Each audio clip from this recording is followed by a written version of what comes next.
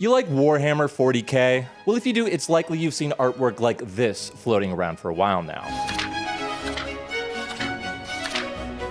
Well, unfortunately, or fortunately depending on your position, you're going to be seeing a lot less of it, because as of November, merely posting artwork by Mosa Cannibales is banned from r/Imaginarywarhammer. This little Reddit drama is a couple months old at this point, however, I have not seen it discussed much on YouTube. To quickly disclose my biases, I am a very big fan of Mosa Cannibales' art style, and I'm not a big fan of Reddit moderators. Frankly, I'm not a fan of Reddit culture in general. But I am going to do my best to push those very small biases aside in an attempt to give you a clear breakdown of the controversy. First, who is Mosa Cannibales? From my understanding, they are a highly prolific South Korean artist who depicts a wide array of subject matter, ranging from Abrahamic and Greek mythology to goofy little fandoms like Splatoon. They've been at this for quite a while and have accumulated almost 500,000 followers on Twitter.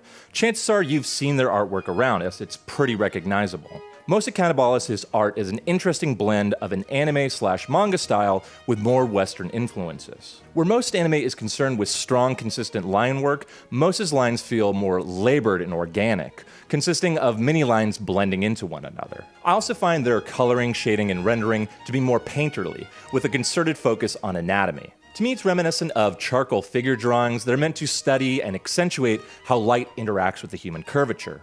To me, this gives Mosa's art a slightly elevated high art feel, yet despite this they are not afraid to revel in low art tropes. Quite a bit of their art features nudity, and it only gets more spicy from there. For instance, water sports seems like a somewhat consistent theme. Others have pointed out, and I'm very much in agreement, that many of their pieces could be considered iroguro. For the uninitiated, iroguro is a Japanese artistic movement concerned with eroticism, sexual corruption, and decadence. And before I get the classic, that nuclear bomb really did a number on those Japanese, keep in mind this is a pre-war movement, intended to elicit arousal and fear through a blend of erotic and grotesque imagery. But that's enough ball washing and art history, let's get back to the story proper. Mosa started doing pieces featuring scenes and imagery associated with Warhammer 40k. Naturally, these got shared around relevant subreddits and absolutely exploded in popularity.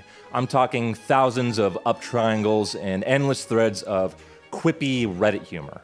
The symbiotic relationship chugged along just fine until 3 images caused people to start asking a couple questions. This is where our story gets too dark for the grim dark.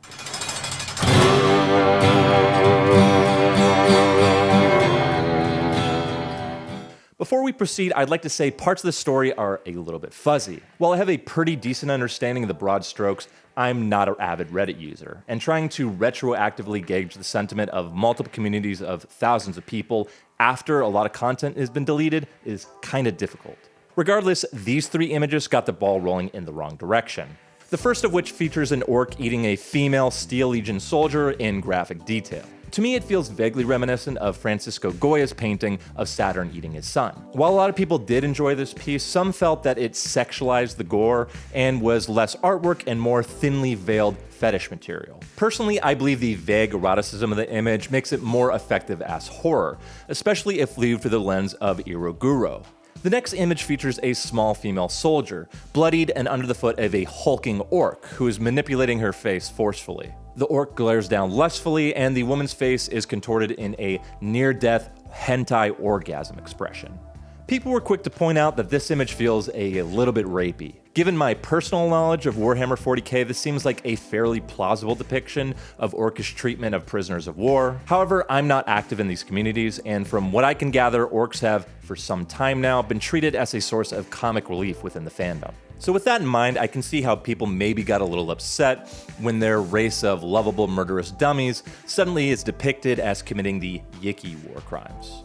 Now we'll move on to the straw that broke the camel's back and was ultimately the catalyst for Mosa's ban. At first glance, this image is going to seem extremely innocuous, but trust me, it's the details that count. As you can see, the image is comprised of an 8-woman cadre of abhumans. We got an Ogren, a Beastman Caprigore, a Ratlin, a Felinid, Navigator, a Nightsider, a cool black lady, and a Longshank. The whole damn crew is here. However, if you take a closer look at the Caprigore, you may see where people took offense. First, let's zoom in on the chest plate. Now, as you can see, it reads in some form of graffiti, meat shield. If you're watching, you're likely acquainted with Warhammer lore, but to give a brief rundown, beastmen are former humans fused with livestock via chaos magic. Understandably, they're pretty bitter about it and have been waging war with normal-looking folk for a very long time. There have been times when they've been enlisted by the Imperium, however they've always been treated as subhuman second-class citizens, and have at times been subject to genocide. The only way a beastman can atone for the sin of their unnatural birth is through combat in service of the God Emperor. Given their low status in the human-centric Imperium, they are frequently used as frontline cannon fodder. This is of course a fairly innocuous, tongue-in-cheek allusion to commonly understood lore. Next, we have the word cunt scrawled on the crotch plate, and some tattoos are scarification on the face reading scum and Grok's cumbag, as well as something that appears to be tick marks on the leg.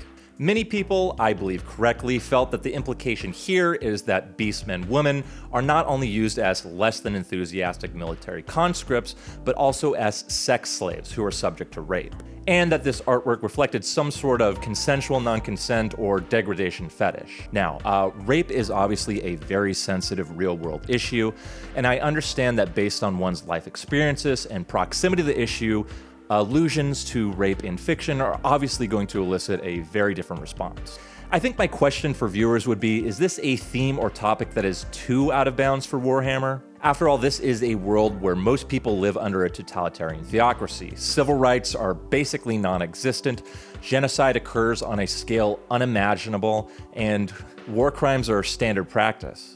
I'm sorry, but rape definitely occurs in this universe, and it seems odd to draw the line here when themes like eugenics and ethnic cleansing are so integral to the setting. If the art in question featured full-on penetrative acts of abuse, I think those in favor of a ban would have a pretty clear-cut argument. However, this is very subtle, blink and you miss it type shit. People aren't having these themes shoved in their face, it requires fairly active viewing to draw them out. I also think it's worth pointing out that r/Imaginarywarhammer isn't an exclusively safe for work board, so it just seems silly that this would be the catalyst for a ban when it's posted alongside brutal violence and big titty waifus.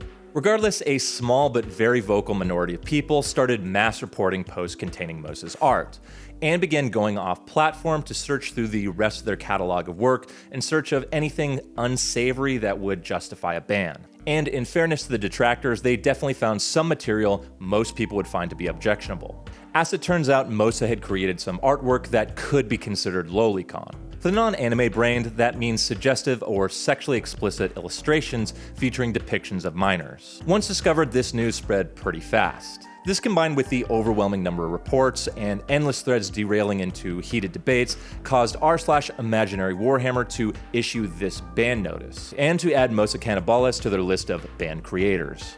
Now, the content that detractors were able to dredge up was certainly sussy, to say the least.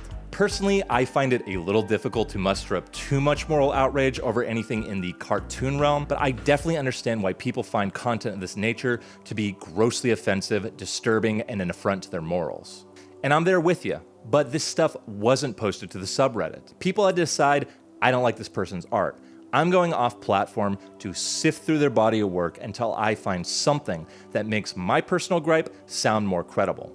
And then they bring it back to Reddit to spout about it endlessly on any thread featuring Mosa's art. My question is, does an artist doing something people find to be unsavory but is ultimately legal on a different platform justify banning their artwork from a subreddit? I don't like the precedent it sets. It allows people who are actively looking for offense to remove things or people they don't like that aren't in violation of Reddit's terms of service, or even the rules of the subreddit. Sure, lolicon is something most people don't like, but r/Imaginarywarhammer also bans people who have unpopular political beliefs. They've banned art by Flick the Thief for their apparent support of Russia in the Ukraine conflict, and art by TD Vice because they're said to be a Nazi sympathizer. Not only are these users banned, but their art in general. Like, you can't go over there and post any of these people's art.